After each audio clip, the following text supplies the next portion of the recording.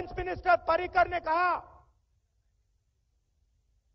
कि मेरे से नरेंद्र मोदी जी ने राफेल कॉन्ट्रैक्ट को बदलने का नहीं पूछा, के बारे में नहीं पूछा, और हिंदुस्तान का डिफेंस मिनिस्टर कहता है मैंने नहीं बदला।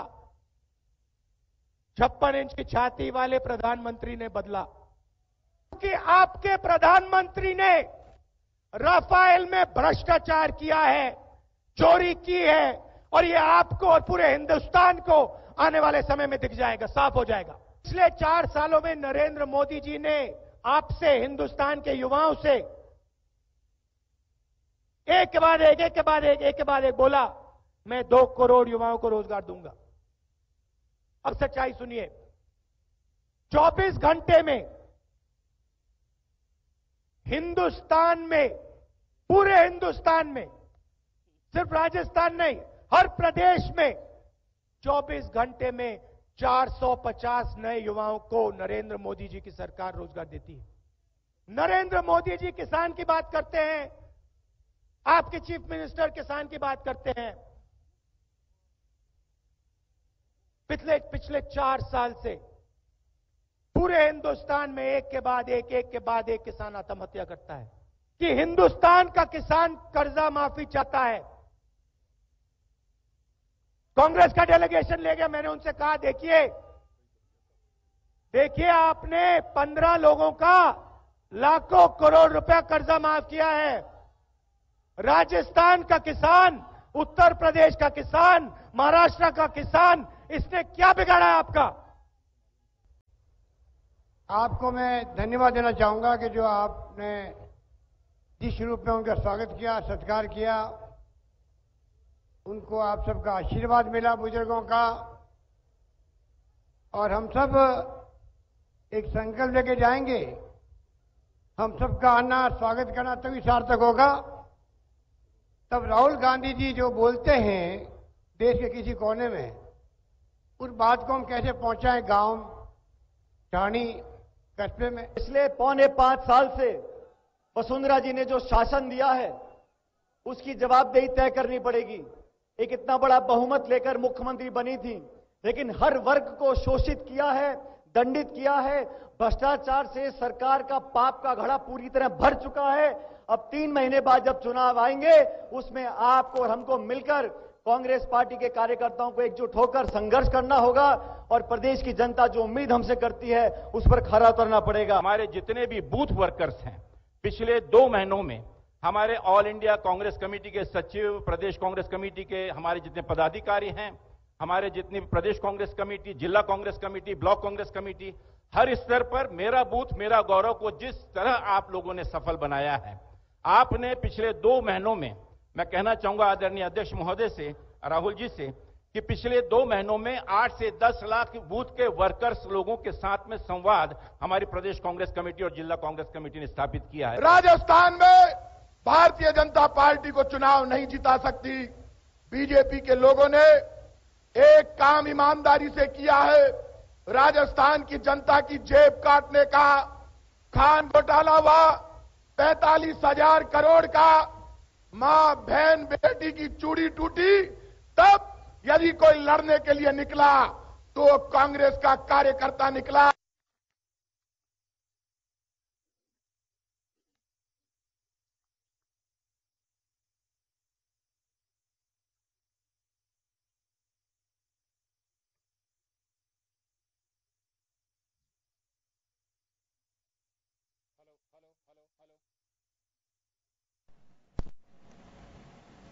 नमस्कार जंटी में स्वागत है आपका। मैं हूं योगेंद्र, आप देख रहे हैं खास खबर। खास खबर का मजमून आपने देखा उन 4 स्पीच के जरिए।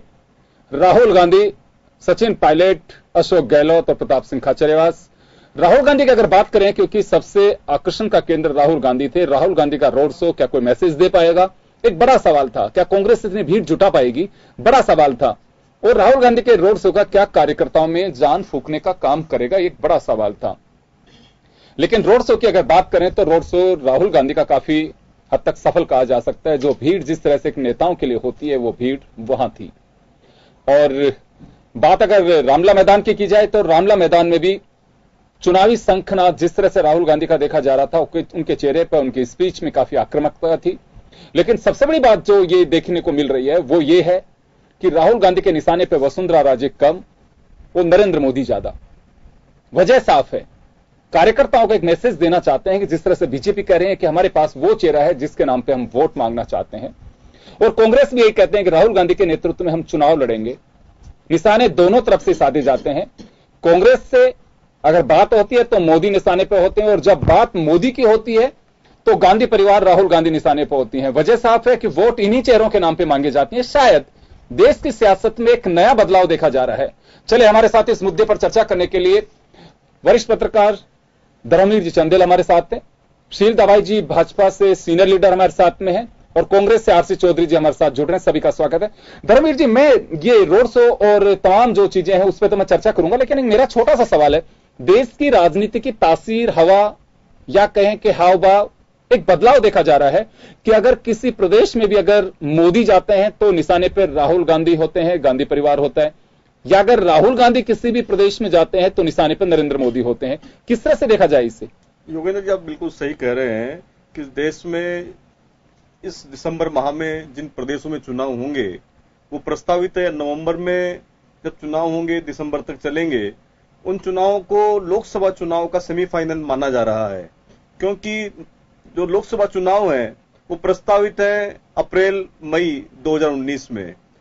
कांग्रेस की बड़ी करारी हार हुई मई 2014 में, तो कांग्रेस का यह प्रयास है कि कैसे भी कर जो समाज में कांग्रेस के प्रति नकारात्मक माहौल बना है उस माहौल को सकारात्मक करने के लिए जिन प्रदेशों में भी सरकारें बीजेपी की हैं, जिसमें राजस्थान है, मध्य प्रदेश है, छत्तीसगढ़ है, उन तीनों प्रदेशों में कांग्रेस जी तोड़ हाड़ तोड़ मेहनत कर रही है कि किसी भी प्रकार हम वहां एक बार सत्ता तक पहुंच जाएं। यदि कांग्रेस इन तीनों प्रदेशों को जीतती है तो उसको लगता है कि 2019 जो सबसे बड़ा चुनाव है उसमें राहुल गांधी को भी अपने आप को प्रूव करना है। उस चुनाव में नरेंद्र मोदी को फिर जनता के बीच जाकर जनमत को जुटाना है। तो दोनों ही प्रमुख दलों के लिए ये चुनाव बहुत मजबूत चुनाव है और ऐसा सेमीफाइनल चुनाव है जिससे जो तस्वीर बनेगी उस तस्वीर के रंग 2019 में भरे जाएंगे। और कांग्रेस के नेतृत्व में देश में महागठबंधन नामक एक संगठन का भी निर्माण हुआ है।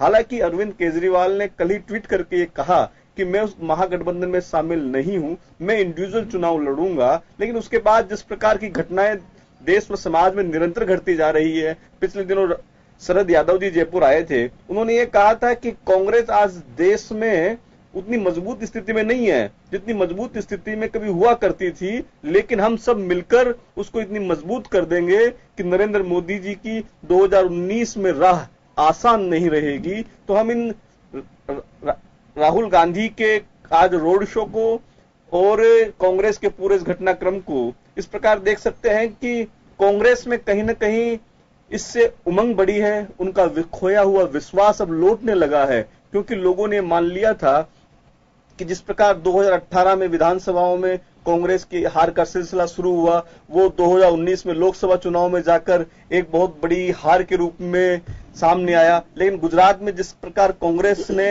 अपनी खोई हुई प्रतिष्ठा को लौटाने के लिए जिस प्रकार संघर्ष किया और कांग्रेस वहां एक मजबूत दल के रूप में उभरी, उस प्रकार जो कर्नाटक में हुआ, कर्नाटक के चुनाव से कांग्रेस को लगा कि हम वापस सत्ता तक पहुंच सकते हैं। हम उतनी मजबूत स्थिति में नहीं है, लेकिन यदि प्रयास करेंगे तो निश्चित रूप से हमें सफलता मिलेगी। और उनका विश्वास है कि निरंतर तीनों ही प्रदेशों में कांग्रेस आज पूरी ताकत से, तन्मय से एकजुट हुई है। और राहुल गांधी के चेहरे को आज हम पढ़ना चाहें तो देख सकते हैं कि वो आज बिल्कुल कॉन्फिडेंट है, मजबूत है। एक और दूसरा सवाल मेरा एक है कि चुनावी शंखनाद का आगाज कर दिया है राहुल गांधी ने। यहां अगर बड़ी बात की जाए तो जिस तरह से चेहरे की बात की जा रही थी अब तक, और यह कहा जा रहा था कि चुनाव किसके नेतृत्व में होगा, बीजेपी के निशाने पर अक्सर यही बात रहती थी। अमित शाह ने भी यही बात कही थी कि जिस पार्टी के अंदर यही मालूम नहीं है, इतने बिखराव, इतना गुटबाजी देखी जा रही है।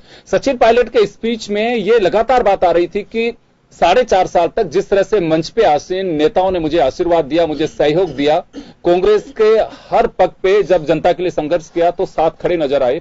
वो सीधा एक उस खाई को पाटने की कोशिश कही जा सकती है, या फिर अशोक गहलोत की स्पीच की बात कहें तो जो संकल्प दिला रहे थे कि राहुल गांधी को यह संकल्प आज हम सबको लेकर के आश्वस्त करना होगा कि हम कांग्रेस को मजबूती के साथ में जिता सकेंगे। तो एक कोशिश की जा सकती है, कांग्रेस की ओर से पहल की जा सकती है कि किसी भी तरह की गुटबाजी राहुल गांधी के सामने ना रहे। भविष्य में भी इस तरह का कुछ हालात दिखाई देंगे कि कहीं इस चेहरे के नाम पे या गुटबाजी के नाम पे कांग्रेस बटी हुई नजर ना आवे।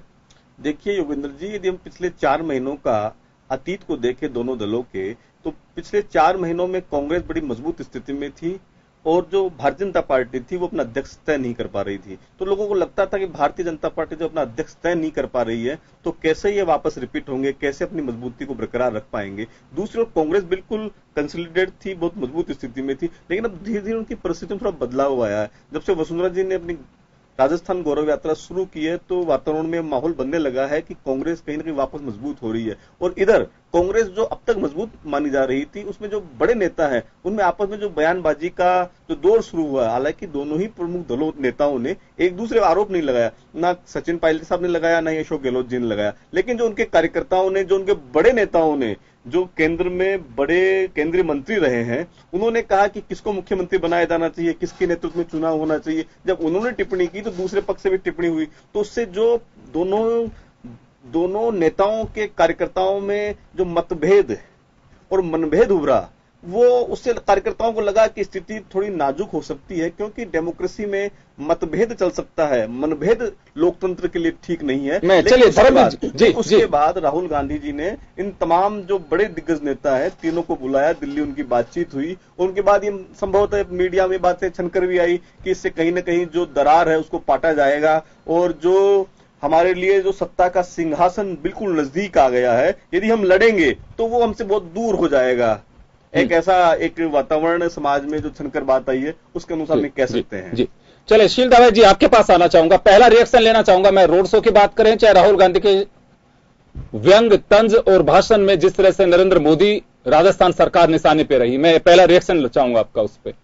नहीं, देखिए कि जिस तरह से पहली बात सबसे मैं स्टार्ट ये करूंगी कि जो इन्होंने सभा स्थल का जो चयन किया है वो आमतौर पर माना जाता है कि रामलीला मैदान है, बहुत छोटा है। तो इससे लगता है कहीं ना कहीं कांग्रेस के मन में ये संशय था कि अगर हम बड़ी सभा करेंगे या अमरूदों के बाग में करते हैं तो शायद हम इतनी भीड़ ना जुटा पाए। ये एक अंदर की जो वजह रही थी। और जिस तरह से राहुल गांधी जो नरेंद्र मोदी पर कह रहे हैं, मैं आपको उनकी एक एक बात का जवाब देना चाहती हूँ। उन्होंने राफेल सौदा की बात की, तो राफेल सौदा में जिस तरह उन्होंने पार्लियामेंट में क्वेश्चन उठाया था कि मुझे फ्रांस के राष्ट्रपति से मेरी बात हुई है और उन्होंने कहा कि इस सौदे को सीक्रेट रखने की कोई बात नहीं है, आप उजागर कर सकते हैं, तो तुरंत वहां से रिप्लाई आया कि नहीं, हमारे कमिटमेंट में था कि इस सौदे को नहीं किया जाएगा। दूसरी बात वो कह रहे हैं कि हमने 2 करोड़ लोगों को रोजगार देने की बात की थी और हिंदुस्तान में देखिए राफेल डील पे मेरे ख्याल में बीजेपी को एक एक्सरसाइज जरूर करनी होगी, क्योंकि आने वाले दिनों में राहुल गांधी हो चाहे कांग्रेस हो, हमले राफेल डील को लेकर के मोदी सरकार पे जमकर करेंगे। वजह साफ है, जब राहुल गांधी ये कह रहे हैं कि हमारी सरकार के वक्त 540 करोड़ रुपए में एक विमान बनना था, वो HAL जो हिंदुस्तान एरोनॉटिक्स लिमिटेड के जरिए बनना था, जो सरकार का उपक्रम है। इसी डील को 1600 करोड़ में फ्रांस से बनवाया जा रहा है, राफेल से, फ्रांस की जो कंपनी है उससे बनवाया जा रहा है। तो ये जो डील है, इतना पैसा बढ़ना, अनिल अंबानी के रोल को लेकर के जिस तरह से चर्चा कर रही है कांग्रेस का एक बड़ा सवाल है। राहुल गांधी अपने पूरे भाषण के दरमियान चौकीदार से कह करके उन्होंने साफ आरोप लगाया है कि नरेंद्र मोदी चोरी कर रहे हैं, इस मुद्दे पर भ्रष्टाचार के आरोप लगाए उन पे।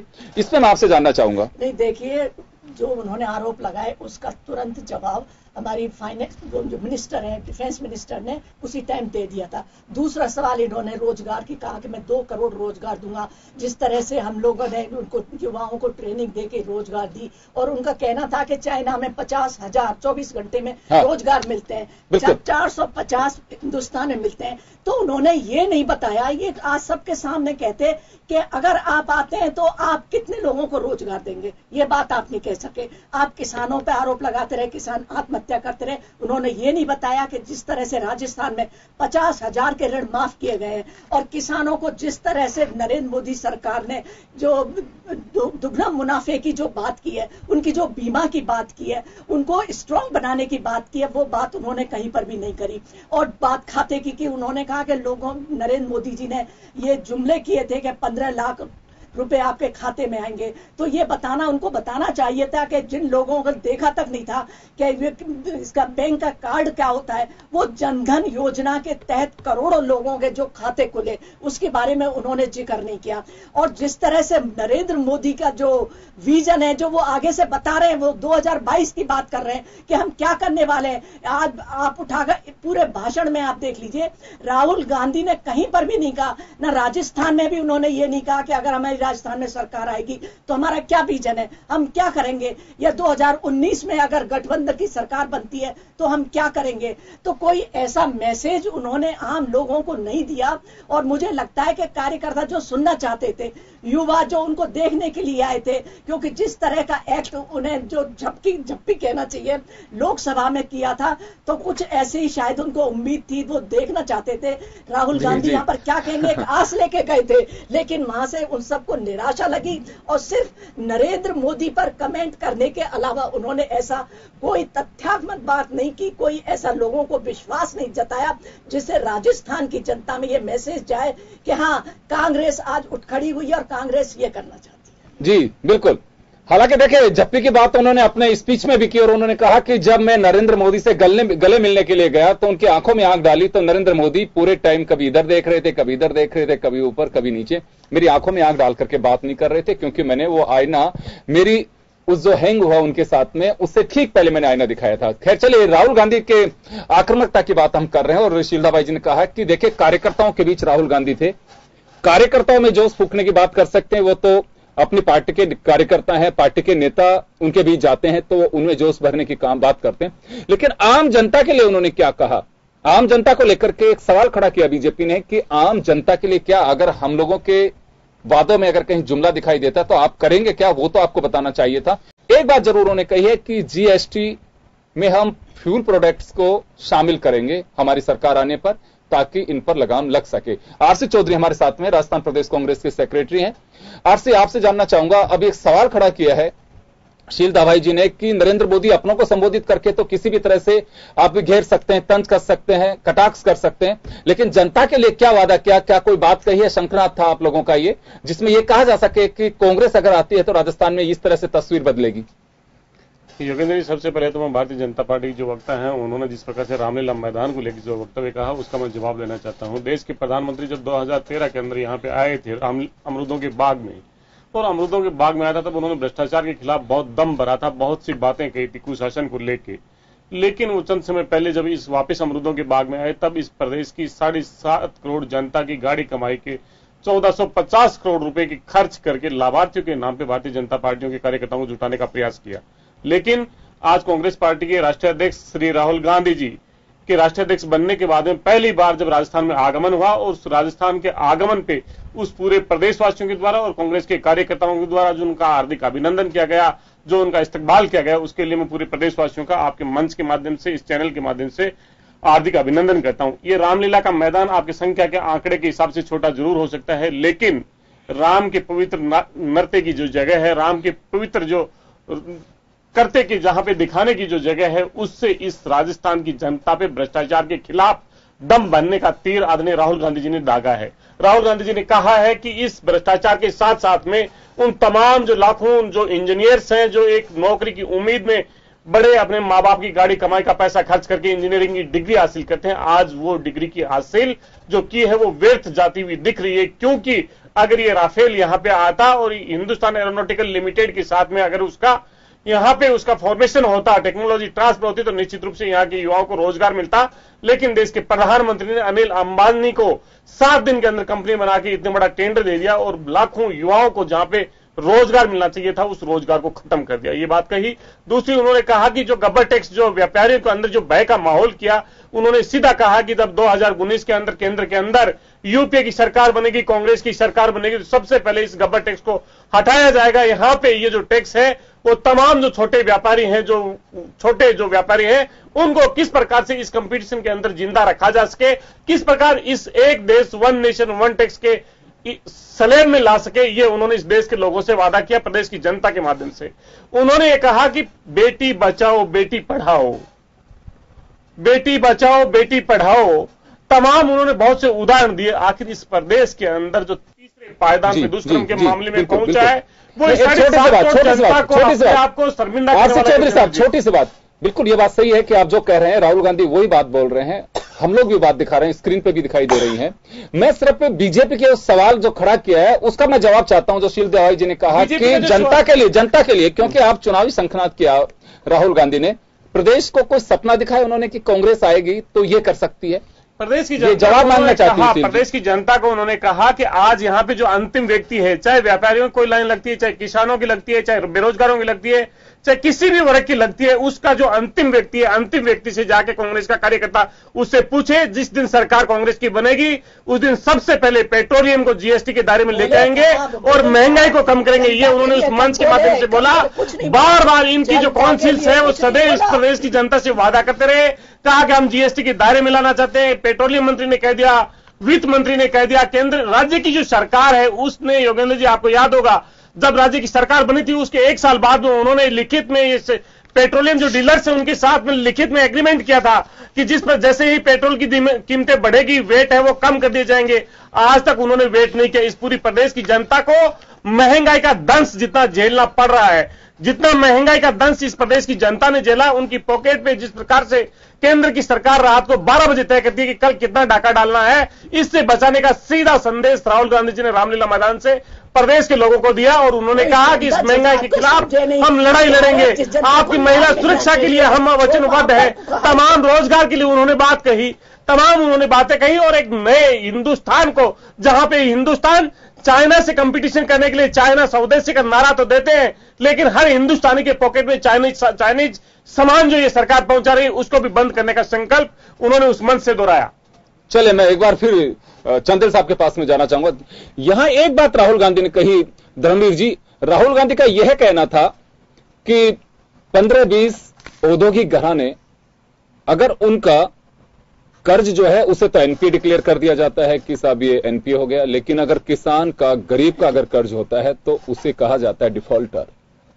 ये राहुल गांधी उस रग को छूने की कोशिश की है जिसमें गरीब या किसान की बात कही जाए। उन्होंने ये भी कहा कि मैं नरेंद्र मोदी जी के ऑफिस में सिर्फ एक बार गया हूं और वो भी ये बात लेकर के गया था मैं कि आप लगातार करीब 2 लाख करोड़ रुपए कुछ परिवारों के माफ कर रहे हो, किसानों का भी माफ करने के बारे में आपका विचार क्या है? तो उन्होंने एक शब्द भी अपने मुंह से नहीं निकाला। ये अपना एक्सपीरियंस राहुल गांधी बता रहे थे। तो इस दिशा में ये कहा जा सकता है कि कुछ तीर ऐसे छोड़ रहे हैं राहुल गांधी जो वर्तमान की जो हालात हैं, स्थितियां हैं, उस पर कुछ सटीक बैठेंगे या फिर जनता का उनके प्रति जुड़ाव होगा, या यही मान सकते हैं कि नेता हैं, इसे चुनावी भाषण के रूप में देखा जाना चाहिए? बिल्कुल सही कहा आपने कि देश की अधिकांश आबादी आज भी किसान है। करीब देश में 67% लोग खेती पर निर्भर हैं और जो लोग खेती करते हैं उनकी स्थिति बड़ी बदहाल है, बेहद कमजोर लोग हैं, उनकी शासन तक पहुंच नहीं है, शासन उनकी सुनता नहीं है। जब चुनाव होते हैं या चुनाव से पूर्व रैलियां होती हैं या मैनिफेस्टो तैयार होते हैं, उसमें बहुत सारे बिंदु किसानों को केंद्रित करके रखे जाते हैं, लेकिन चुनाव संपन्न, किसान उस पृष्ठभूमि से गायब। तो ऐसे में राहुल गांधी जी ने भी एक सच्चे व पक्के राजनेता के रूप में किसानों की उस नब्ज पर हाथ रखने का प्रयास किया है, जिस नब्ज को हाथ लगाकर किसानों में संवेदनशीलता का भाव जागरण किया जा सकता है।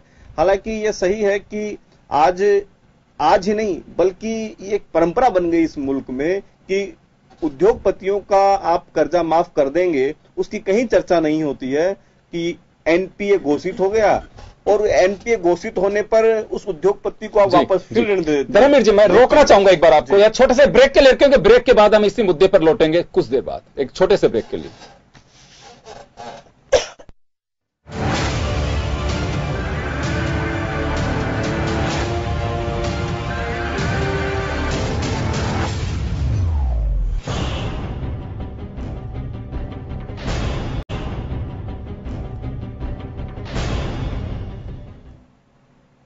ब्रेक के बाद एक बार फिर आपका स्वागत है। आप देख रहे हैं खास खबर। बात कर रहे हैं कांग्रेस अध्यक्ष राहुल गांधी के जयपुर दौरे की।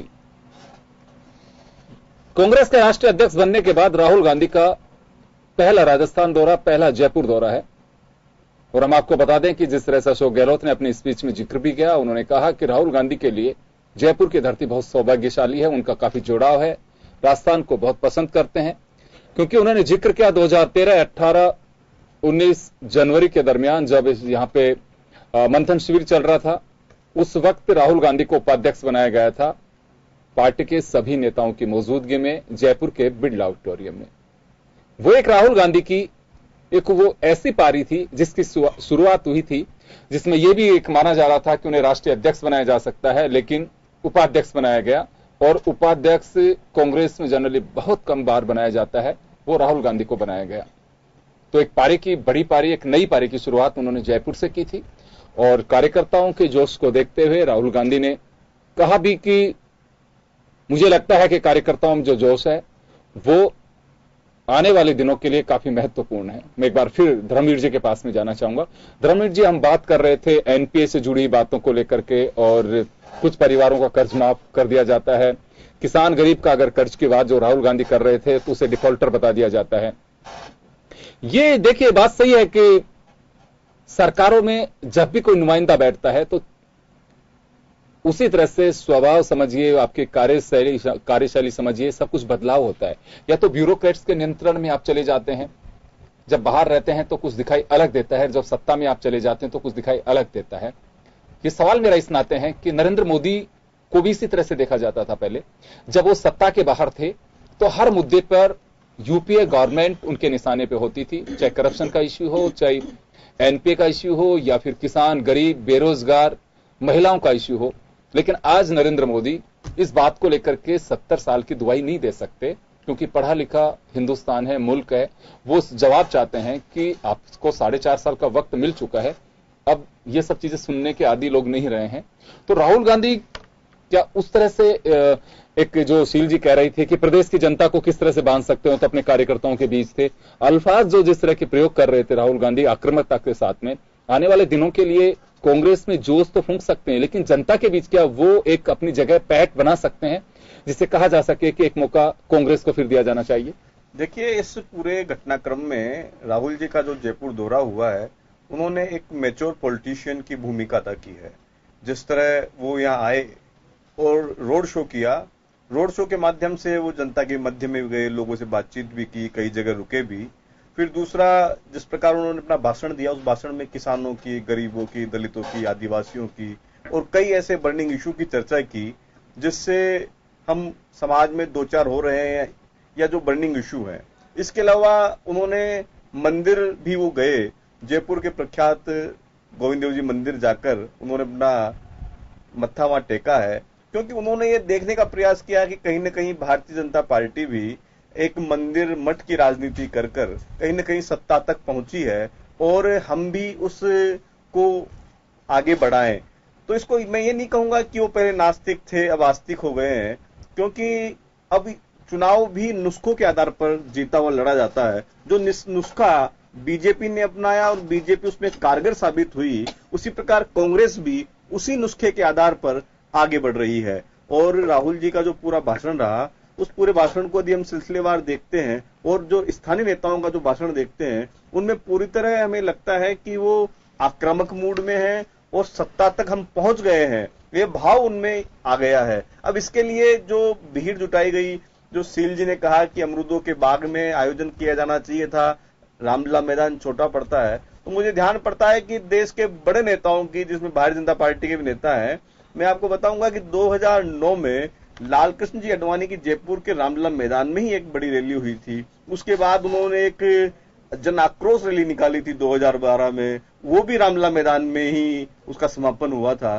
तो हम ये नहीं कह सकते हैं कि एक पत्रकार के रूप में मैं देखूं कि आप किसी गुट को या किसी स्थान को कमजोर कर अपन ये कहें कि वहां बड़ा प्रयास हो सकता था, यहाँ ये सही है, राजनीतिक दृष्टि से आपका कहना बिल्कुल ठीक है, लेकिन फिर भी कांग्रेस ने जो प्रयास किए वो प्रयास बड़े ही सराहनीय है, बड़े ही कारगर है। और इस पूरे प्रयास के दौरान जिस तरह कांग्रेस कार्यकर्ताओं में उत्साह का संचार हुआ है, क्योंकि जो 2013, 2014, 2015 यानी सिलसिलेवार जो कांग्रेस की हार हो रही थी, कार्यकर्ता मायूस था, निराश था, हताश था, परेशान था, लेकिन उस कार्यकर्ता को लगता है कि हम कहीं ना कहीं मेहनत करके, प्रयास करके, परिश्रम करके, पसीना बहाकर सत्ता तक पहुंच सकते हैं या सत्ता के करीब तक जा सकते हैं। तो इस भाव ने उनके मन में उनके बुझे हुए चिराग को वापस रोशन करने का जो काम किया है, वो एक कांग्रेस में जान फूंकने के लिए एक ताबीज का काम कर रहा है। और पूरे कार्यकर्ता, मुझे लगता है कि राजस्थान में जो कांग्रेस कार्यकर्ता है वो बहुत ही इस पूरे घटनाक्रम से बड़े खुश हैं, बड़े प्रसन्न हैं, और उनको लगता है कि कहीं ना कहीं हम आगे बढ़ रहे हैं। हम उस रेस में जो पिछड़ गए थे, अब उस रेस के आसपास या उसके करीब हम पहुंच रहे हैं। देखिए, आम मतदाता पे असर क्या पड़ेगा, क्योंकि बहुत सारी चीजें हैं। इलेक्शन का जो दौर होता है काफी फेजेस में देखा जाता है। चुनाव से पहले बड़े नेताओं की सभा होती है, क्या प्रदेश में माहौल बनने लगा है, जब चौराहे की चर्चा होती है, पान की थड़ी पे है, चाय की दुकान पे जब चर्चा होती है और कहा जाता है कि फला नेता आया लेकिन उस पार्टी के नेता अभी तक भी नहीं आए, उनका दौरा हुआ। ये वो बता रहा हूं कि मैं चौराहे की चर्चा, और जब चौराहे की चर्चा शुरू हो जाती है, चौराहे पे लोग बैठ करके बहस करने लगते हैं। हिंदुस्तान की सियासत तय मानिए कि वहां से उसके बीज उगने शुरू होते हैं। लोग वहीं से प्रधानमंत्री बना देते हैं किसी को, वहीं से किसी को मुख्यमंत्री बना देते हैं, किसी को टिकट दिला देते हैं, वहीं से कैबिनेट बना देते हैं। वो जो चौराहे की चर्चा होती है वो एक सियासी चर्चा के रूप में देखते हैं। बहुत सारे लोग ऐसे होते हैं जो नॉन पॉलिटिकल होते हैं, उन्हें अपनी दिनचर्या से मतलब होता है, लेकिन खाली समय में वहां इसी तरह से गप्पे आते हैं, चर्चा करते हैं, लोगों तक बात जाती है, उसे कहते हैं माउथ पब्लिसिटी। अब तक की जो बात देखने को मिल रही थी, नरेंद्र मोदी जब 7 जुलाई को आए, कहने को चाहे बेनिफिशरीज टॉक शो था, उनके साथ में एक आपस में इंटरेक्शन प्रोग्राम था, और उसी के बाद जब 21 जुलाई को और 4 अगस्त को अमित शाह राजस्थान के दौरे पे आए, जयपुर के दौरे पर 21 जुलाई को आए, तो चर्चा होने लगी कि कांग्रेस अभी तक अपने चेहरे में ही उलझी हुई है, बीजेपी के नेता इसमें दांव मार रहे हैं। लेकिन अब राहुल गांधी ने, जैसे धर्मवीर जी कह रहे हैं, उन चर्चाओं को मुझे लगता है एक विराम देने की कोशिश की है। अब चर्चा होगी कि राहुल गांधी का रोड शो भी ठीक था, उन्होंने अपने भाषण में नरेंद्र मोदी को चौकीदार कहकर के, देश का सेवादार कहकर के जमकर कोसा, राफेल डील की बात की। बहुत सारी चीजें जो होती हैं वो चौराहे से चर्चा उठती हैं। तो धर्मवीर जी उस अंदाज में देख सकते हैं कि एटलीस्ट कांग्रेस के लिए वो जोश फूकने की बात तो हुई है कि कम से कम चौराहे की चर्चाओं पर विराम लग सकेगा, कि एक तरफी जो चर्चाएं हो रही थी। ये बिल्कुल सही है कि अब तक जिस तरह कांग्रेस को हताश, परेशान, निराश और उदासी के आंगन में बैठे हुए मान रहे थे, उनको लगता है कि कांग्रेस भी पूरी तरह तैयार है। जिस तरह राहुल गांधी ने अपने इस स्पीच में राफेल की चर्चा की, तो हमें 80s के दौर में जाना होगा। राहुल के पिताजी राजीव गांधी बहुत बड़े बहुमत से इंदिरा जी की हत्या के बाद देश के प्रधानमंत्री बने थे, और उनको मिस्टर क्लीन के नाम से जानते थे। उस समय एक बोफोर्स तोपकांड हुआ था। उस बोफोर्स तोपकांड में देश के रक्षा मंत्री वीपी सिंह हुआ करते थे। उन्होंने कहा कि इस बोफोर्स में राजीव गांधी ने और कुछ लोगों ने दलाली खाई है, लेकिन राजीव गांधी उसका जवाब पूरी तरह दे नहीं पाए। बाद में उस बोफोर्स के कारण सत्ता, जो कांग्रेस को बहुत अब तक के इतिहास में बहुत बड़ा मैंडेट मिला था, सत्ता बेदखल हो गए, विपक्ष में चले गए। उसके बाद वीपी सिंह सरकार बनी, पूरा घटनाक्रम सबको मालूम है। अब राफेल कहीं बोफोर्स ना बन जाए, राफेल बोफोर्स बन गया तो भारतीय जनता पार्टी के लिए बड़ी परेशानी होगी। ऐसे में भारतीय जनता पार्टी का दायित्व बनता है, सरकार का दायित्व बनता है कि पूरे तथ्य को स्पष्ट करें कि क्या मामला है, क्योंकि उस समय भाजपा कमजोर थी, आज कांग्रेस कमजोर है। उस समय भाजपा को, जनता दल को, जनता परिवार को बोफोर्स ने संजीवनी देने का काम किया था। ठीक आज ऐसी ही स्थिति है। महागठबंधन कमजोर है, कांग्रेस कमजोर है और बाकी दल कमजोर है। लेकिन जो राफेल के लिए जो मुद्दा बन रहा है, लोग आज पढ़ना चाहते हैं, गूगल पे खोजना चाहते हैं कि राफेल मामला कौन सा हो गया, क्या मामला है। यदि कोई सवाल लोगों में क्यूरियोसिटी जगा दे, जिस सवाल की चर्चा चाय की चौपाल पर होने लग जाए, जिस सवाल को लेकर महिलाएं चर्चा करें कि ये दौर तो नहीं आ जाएगा, तो ऐसे में सत्तारूढ़ दल का धर्म बनता है कि पूरी स्थितियों को स्पष्ट करें। और यदि कांग्रेस के पास कोई तथ्य है, उन तथ्यों को वो लाए और बताए कि कहां गड़बड़ हुई है, कहां किसने दलाली खाई है, किसको प्रमोट करने के लिए, किसको घाटे से उबारने के लिए, किसको राजनीतिक और आर्थिक संजीवनी देने के लिए कार्य किया गया है। बिल्कुल। तो पूरे तथ्यों को सामने लाकर और इसमें प्रयास करना चाहिए। यदि प्रयास नहीं हुआ तो भारतीय जनता पार्टी के 2019 में काफी परेशानी खड़ी हो सकती है। मैं एक बार फिर शील दबाई जी के पास में जाना चाहूंगा। शील जी, देखिए, बोफोर्स को लेकर के जब उसकी जांच हुई तो बहुत ज्यादा कुछ ऐसा मिला नहीं। बोफोर्स की तोप, जिसके लिए कहा जाता था कि हिंदुस्तान की सुरक्षा के लिए एक इस तरह का उपकरण सामने आ गया है जिससे जान जा सकती है फौजियों की, लेकिन कारगिल में उसी बोफोर्स तोप ने दुश्मन को चने चबा दिए। वो एक अलग विषय है कि उसके टेक्नोलॉजी को लेकर के भी उस वक्त सवाल खड़े होते रहे, उसमें दलाली को लेकर के भी चर्चा होती रही, लेकिन सारी चीजें धीरे धीरे समय के साथ में धूमिल भी हुई और जांच के बाद में कई चीजें सामने भी आ गई। लेकिन यहां राफेल डील की जो बात की जा रही है, आखिर झूठ कौन बोल रहा है? निर्मला सीतारमण कह रही है कि फ्रांस के साथ में जो एग्रीमेंट ए.के. एंटोनी के वक्त हुआ, उसमें लिखा हुआ है कि इस डील को किसी से आप चर्चा नहीं कर सकते। ये निर्मला सीतारमण जी का वो बयान था और उसमें बताया कि एग्रीमेंट भी को हम इसका खुलासा नहीं कर सकते। फ्रांस से कहलवा दिया गया कि इसका खुलासा नहीं होना चाहिए। लेकिन शील जी, बातें जैसे धर्मवीर जी कह रहे हैं कि चर्चा चौराहे से उठ करके जब एक बवंडर के रूप में जाती है तो 1989 को याद करना होगा, जब राजीव गांधी की सरकार चली गई थी। वो भी वो बोफोर्स तोप थी। लोग जानना चाहते थे कि ऐसा बोफोर्स तोप में हुआ क्या कि हिंदुस्तान के पैसे की दलाली को दूसरा खा रहा है। यहां भी राहुल गांधी ये ताल ठोक के कह के गए हैं कि मनोहर पर्रिकर से जब पूछा गया था मीडिया के माध्यम से कि राफेल डील फ्रांस के जरिए आप क्यों कर रहे हैं, तो कहा कि ये मेरे को नहीं मालूम किस तरह से क्या हुआ। राहुल गांधी के शब्द थे ये। और एज ए पार्लियामेंट्री में कह सकता हूं, जब उन्होंने बात कही कि 540 का जो विमान 1600 करोड़ में खरीदा जा रहा है और जो हिंदुस्तान एरोनॉटिक्स लिमिटेड के जो गवर्नमेंट का उपक्रम है उससे छोड़ करके आप फ्रांस जा रहे हैं, आप टेक्नोलॉजी दूसरे की, आपके रोजगार के अवसर चले गए। जो एरोनॉटिक्स में इंजीनियर बनने की कोशिश कर रहे हैं लोग, पैसा खर्च करके बन रहे हैं, वो सीधा एक युवाओं को भी इस तरह से एक कहें कि अपने शब्दों में बांधने की कोशिश कर रहे थे कि सरकार से जवाब मिलना चाहिए, सरकार को जवाब देना चाहिए कि राफेल डील में आपने हमारे सपनों को चकनाचूर क्यों कर दिया। हो सकता है कि पार्लियामेंट में जवाब दिया हो, इस पे बहस हुई है, उस लोगों ने यह भी कहा कि आखिर झूठ कौन बोल रहा है, क्या देश के चौकीदार झूठ बोल रहे हैं या फिर राहुल गांधी झूठ बोल रहे हैं, इस बात को लेकर के। तो यह एक सियासी चर्चा है शील जी। इसमें मुझे लगता है कि बीजेपी को पूरी रणनीति के साथ में जवाब देना चाहिए, जवाब ढूंढना चाहिए, क्योंकि आने वाले दिनों में मैनिफेस्टो से ज्यादा राफेल डील प्रतिपक्ष के निशाने पर रह सकती है। देखिए योगेश जी, पार्लियामेंट में भी डिफेंस मिनिस्टर ने जो बातें सार्वजनिक करनी चाहिए थी वो की हैं, और डील में कौन सी बातें ऐसे जिनको सार्वजनिक नहीं करना है तो वो बातें भी उन्होंने बताई है। और ये कोई, अगर ये ऐसा इसको इशू समझते हैं, मैं समझती हूँ कोई इशू नहीं है, जो भी सच्चाई होगी वो सामने आ जाएगी। जी जी। मैं इनके भाषण की दो बातें कहना चाहती हूँ। राहुल गांधी जी ने कहा था नरेंद्र मोदी का अभियान बेटी बचाओ बेटी पढ़ाओ, जी, वो जी। और उन्होंने साथ में ये भी कहा था कि बेटियां बचाओ किससे। उन्होंने भारतीय जनता पार्टी के नेताओं की बात की, लेकिन वो इस राजस्थान की धरती पर शायद ये भूल गए कि जो भंवरी कांड यहाँ के नेताओं के द्वारा किया गया था, वो इस बात को भूल गए कि महिलाओं की सुरक्षा यहाँ के नेताओं के द्वारा ही नहीं हुई थी। और बेटी बचाओ बेटी पढ़ाओ अभियान में जो यहाँ का रेशो 888 था वो आज 950 इस अभियान के तहत ही हुआ है। दूसरी बात उन्होंने कहा था कि मैं मोदी जी से जब मिलता हूं तो कहता हूं कि आप अन्य राज्यों में किसानों का कर्ज माफ करते हैं। वो इस बात को भूल गए या यहाँ के नेताओं ने उनको बताया नहीं कि अभी वसुंधरा सरकार ने किसानों के जो 50,000 के ऋण माफ किए हैं, और अभी 2 दिन पहले भी ये घोषणा हुई कि 31 जुलाई के बाद में जो ओवरड्यू हो रहा था उसमें भी 5 से 7% की रियायत दी गई है। और जिनके पास 2 या 5 बीघा जमीन है उनको 24 घंटे के अंदर कनेक्शन देने के लिए बात की गई है। और जो समर्थन मूल्य है उस पर भी उन्होंने 200, 500, 700 रुपए बढ़ाकर किया गया है।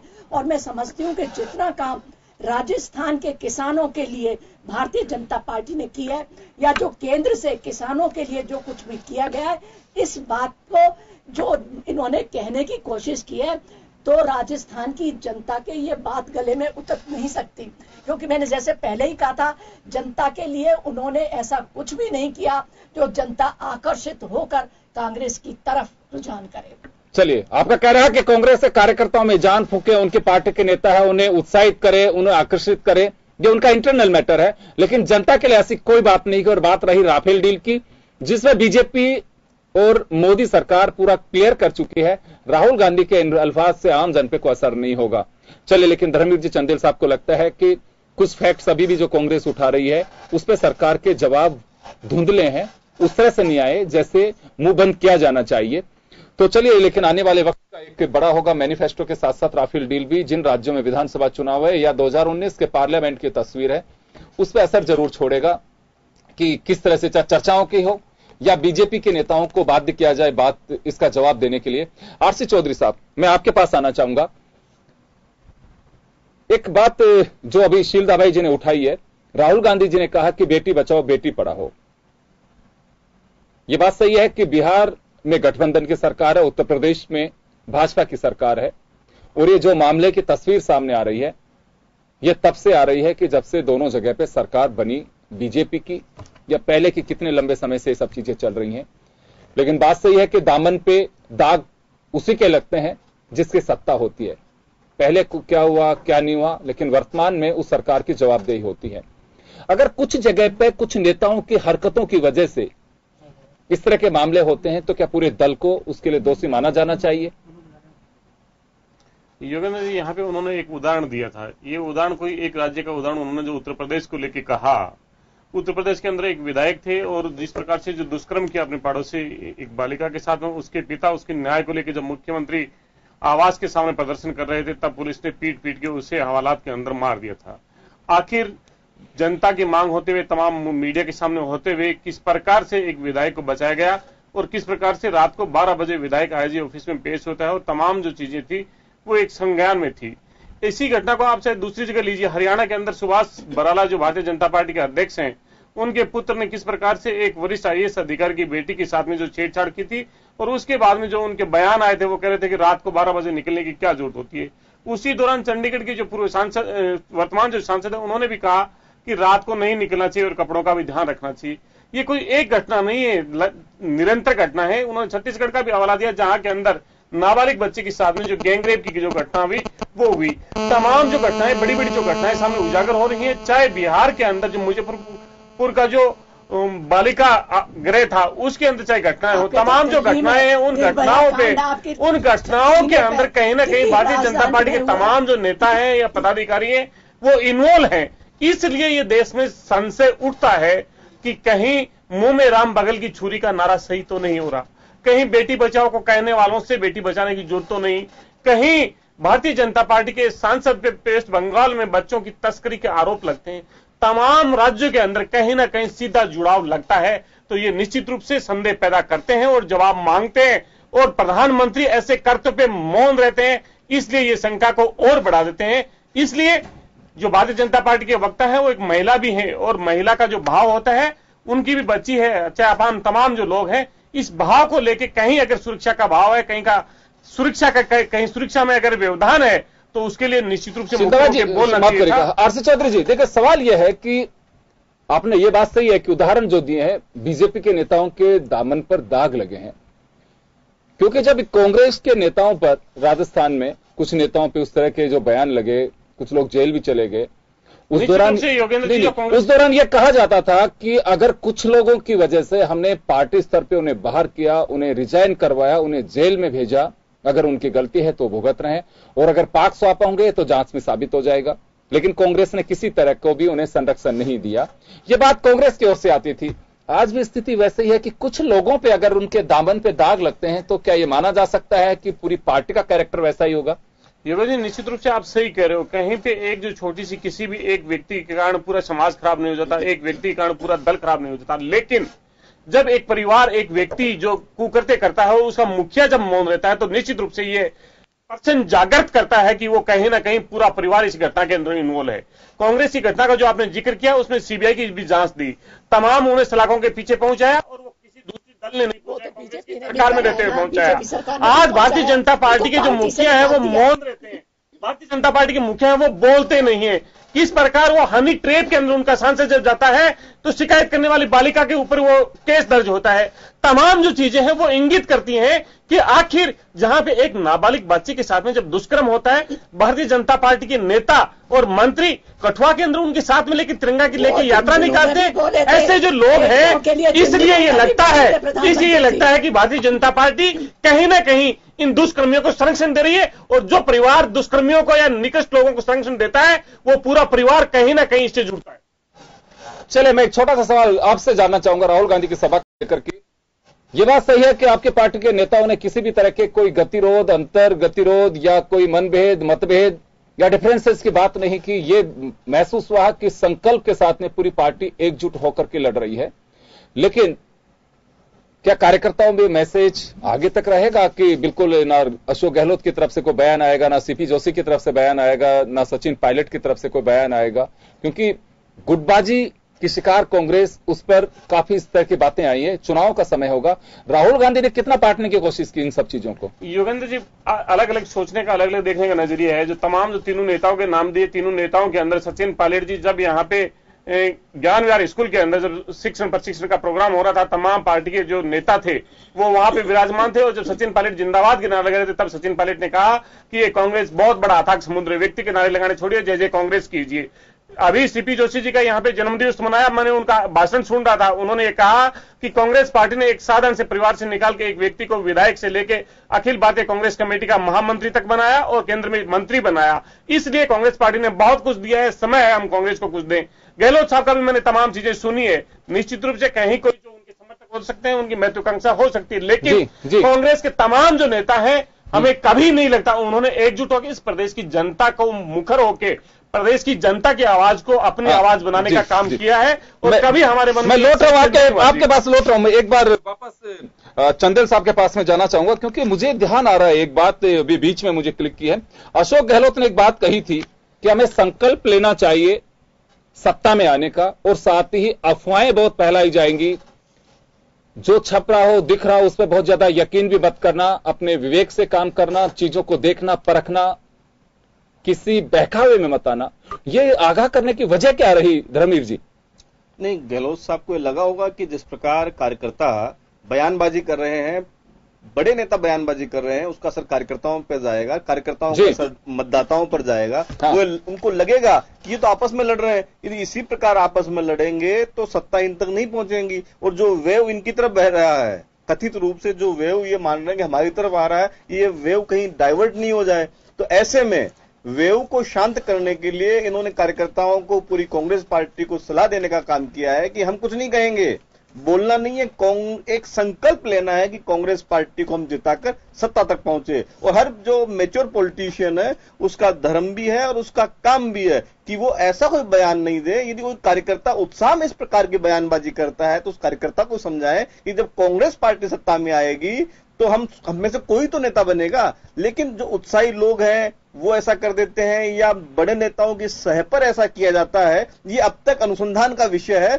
लेकिन ये अनुसंधान में कभी साबित नहीं हो पाया कि ये कार्यकर्ताओं का उत्साह था या नेताओं ने शह के आधार पर इसको प्रोत्साहित किया गया है। लेकिन दोनों ही बातें हैं कि यदि हम लड़ेंगे तो निश्चित रूप से मानिए कि इसका लाभ दूसरी पार्टी को ही मिलेगा, क्योंकि उसका संदेश कार्यकर्ताओं से होते हुए नीचे तक जाता है। और जनता ये सोचती है कि ये क्या, जो अपने आप लड़ रहे हैं, जिनमें आपस में एकता नहीं है, वो किस प्रकार सत्ता तक यदि ये पहुंच गए तो भी वहां परेशानी खड़ी करेंगे, ऐसा मैं मानता हूं। जी, तो चलिए, संकल्प कांग्रेस ने लिया है जयपुर के रामलीला मैदान से कि हम 2018 का चुनाव जीतेंगे। 2019 में भी राहुल गांधी को भरोसा दिलाया है कि पार्लियामेंट के लिए हम आपको ऐसे सीटें देंगे। और दूसरी तरफ वसुंधरा राजे गौरव यात्रा के दरमियान लगातार ये बात कर रही हैं कि विकास चाहिए तो भाजपा को वापस लाना होगा।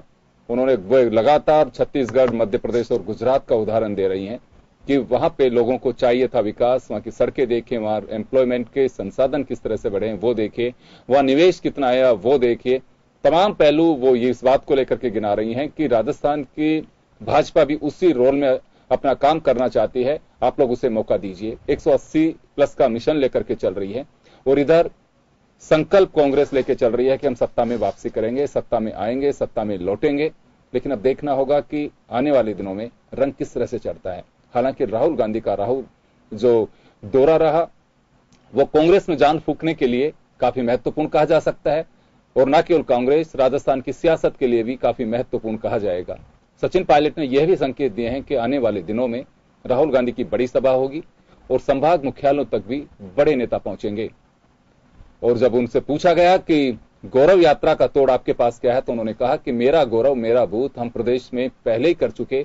जब बीजेपी 74 डेज प्रदेश अध्यक्ष के चुनाव में लगी हुई थी कि आखिर किसको बनाया जाए, किसको नियुक्त किया जाए, तो दोनों तरफ से अपनी अपनी तैयारी है। लेकिन इतना कहा जा सकता है कि राहुल गांधी का ये दौरा एक बैलेंस करने की कोशिश, सियासी बैलेंस इसे कह सकते हैं कि नरेंद्र मोदी, अमित शाह जो प्रदेश के दौरे पे आए और एक चर्चा का विषय था कि कांग्रेस अभी तक किसी को भी नहीं लेकर के आ पाई, क्या कहीं कोई टकराव के हालात तो नहीं है। शायद उन तमाम जवाबों को राहुल गांधी ने देने की कोशिश की है। सचिन पायलट, अशोक गहलोत के भाषण भी जो है कार्यकर्ताओं में जान फूंकने के लिए काफी कारगर कहे जा सकते हैं, लेकिन जैसे मैंने कहा कि वक्त बहुत सारी चीजें आएंगी सामने। चुनाव केवल इन रैलियों से, इन सभाओं से ही नहीं कहा जा सकता। एक माहौल बन सकता है इनसे कि प्रदेश में चुनावी शंखनाद हो चुका है, लेकिन चुनाव की तस्वीर तब बनेगी कि आप टिकट किसको देते हैं, कार्यकर्ता दिल से किसका साथ देते हैं, और उसके बाद बूथ पे कितने लोग टिकते हैं, ईवीएम में किसकी उंगली दबती है, किस खाते में वोट जाता है, और जब मतगणना होगी तो तस्वीर साफ किसकी होती है। वो हिंदुस्तान का चुनाव कहलाता है, प्रदेश का चुनाव कहलाता है, और वही तस्वीर बनाता है कि आखिर सत्ता के सिंहासन पर कौन पहुंचेगा, जिसका एक लंबा हमें इंतजार करना होगा। लेकिन तब तक के लिए हम लगातार वो अपडेट्स आप तक पहुंचाते रहेंगे कि कब क्या किस करवट देश की, प्रदेश की सियासत बदल रही है, जरूर पहुंचाएंगे। आप सभी का बहुत बहुत शुक्रिया, और खास खबर में बस इतना।